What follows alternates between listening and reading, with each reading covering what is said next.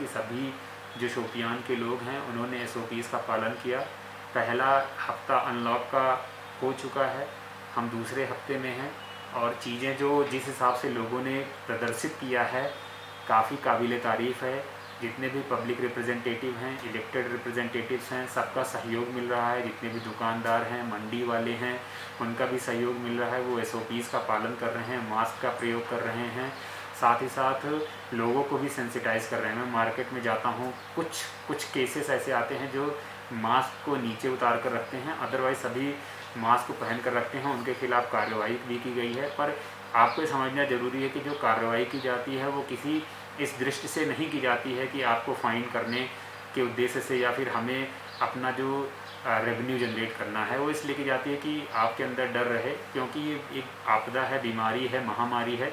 अगर हम इसमें थोड़ी भी ढिलाई करेंगे तो चीज़ें हमारे हाथ से निकल जाएंगी। आपको मैं बताना चाहूँगा कि हमारे डिस्ट्रिक्ट की जो रिकवरी रेट है वो लगभग 90% के पास पहुँच चुकी है।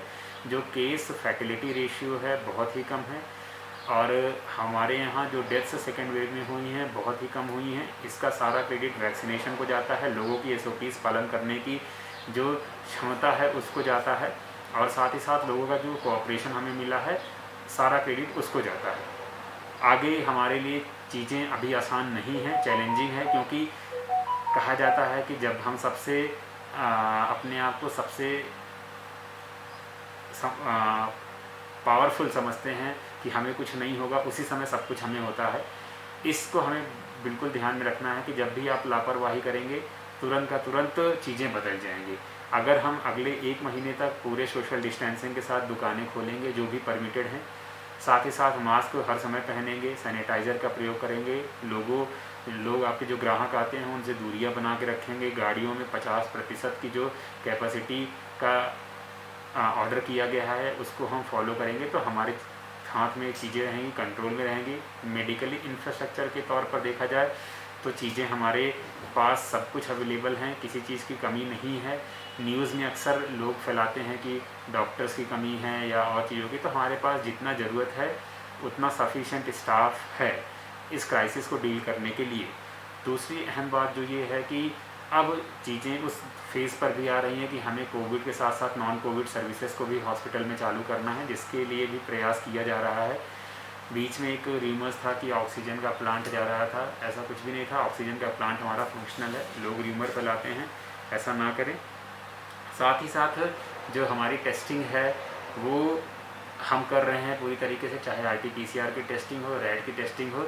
एक जो महत्वपूर्ण बात ज़िले में ये है कि हमने हाउस टू हाउस सर्विलेंस का प्रोग्राम चालू किया 15 दिन पहले और वो कंप्लीट भी हो चुका है कि सभी लोगों का एक बार सर्विलेंस किया गया। जिनको भी कोई भी सिम्टम आया उनकी जांच कराई गई और हमें केसेस पता चले उससे भी। और इस समय जो केसेस हमारे हैं काफ़ी ग्राफ जो है वो गिरता हुआ है, 20 केसेस, 16 केसेस, 10 केसेस की रेंज में हमारे केसेस आ रहे हैं।